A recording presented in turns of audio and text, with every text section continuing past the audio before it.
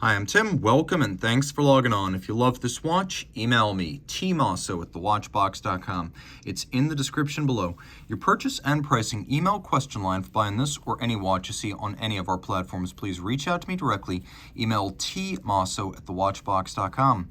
Today we are discussing a model that was launched in 2022 and according to its manufacturer will only be made in hundreds of examples. This is the Kurono Tokyo Chronograph 1 Mark II, 38 millimeters in diameter in stainless steel. It is 13.8 millimeters thick, and from lug tip to lug tip, 46.6 millimeters with a 20 millimeter spacing between the lugs. Hajime Asaoka is a Japanese watchmaker of the highest order. He makes very expensive custom watches. Think AHCI level stuff and you've got exactly the right idea. He created Kurono Tokyo as a more accessible brand that includes his own design vision but uses a Japanese-made movement from Seiko and more accessible components like cases, dials, handsets, and crystals to create a watch that has broad appeal and broad accessibility, at least in terms of price. They're fairly scarce and usually sell out. Now, what he changed here compared to the Mark I was that he decided to recess the case back. Using a technique long established by the Swiss, the recessed case back creates the impression of a thinner watch, and so that was the goal, because the NE86 Seiko movement used in this watch is fairly thick, 7.62 millimeters, so we found a way to design around it. And by the way, I can see this watch wearing well on a wrist as small as 13.5 centimeters circumference, maybe even 13, so suitable for men, but also suitable for a lady. Calfskin strap, black leather. You can see there is a monotone stitch, sheer cut side, calfskin on the bottom. This is a Kurono Tokyo strap to match the Kurono Tokyo watch. We have a simple mid-century inspired unbranded steel pin buckle. The watch is steel, high polished.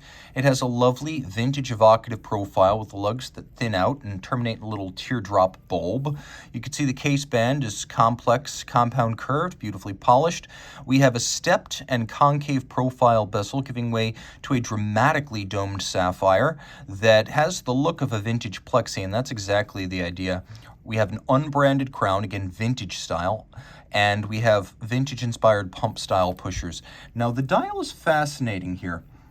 So it was designed to look like Japanese fermented parsimon, and it's Kakeshibo Iro, and the idea here is that it is literally like a brownish-tinged salmon color associated with that fermented parsimon that inspired it. So while it looks very much like it might be a Western-style salmon dial, it's actually drawn from something that is very culturally Japanese and one of the designer's favorite colors.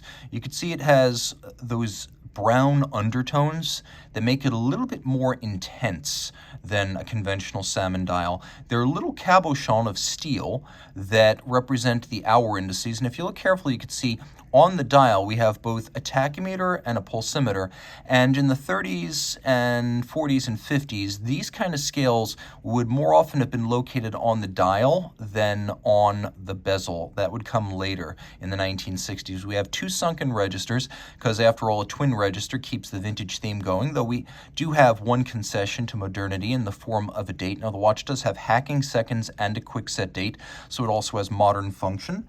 What's fascinating about the hand is that the hand itself is actually inspired by a traditional Japanese arrow, a Kyudo arrow. So that is the minute hand. We have a leaf hand for the hours. That's a little bit more traditionally European, but we have that Kyudo arrow design for the minute hand, which is a signature of Kurono Tokyo.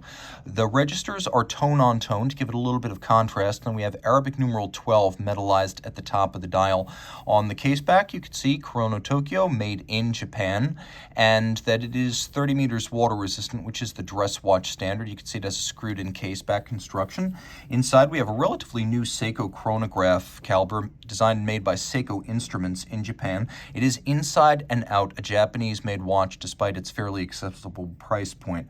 So it uses a magic lever bidirectional automatic winding system to energize a 45-hour power reserve. It's got the hacking, it's got the quick set. It pivots on 34 joules, beats at 4 hertz. And it actually has a column wheel and a vertical clutch, two impressive refinements for a fairly basic watch movement. The column wheel ensures that the feel is crisp and positive. It sounds good too. And the vertical clutch is actually a Seiko tradition dating back to their first automatic chronograph, the 6139, back in 1969. So the vertical clutch ensures that the chronograph always engages without any extraneous motion or jump to the chronograph's seconds hand. It also allows you to leave the chrono running full time if you want, with no additional hazard or wear and tear to the watch. Finally, I want to show you one of the best details of the dial between that lovely porcelain dial and the tone-on-tone registers. There are these polished chapterings. Everything about this design just pops. You buy it for its style, but also for its substance. Reach out to Team Mosso at thewatchbox.com for purchase and pricing details.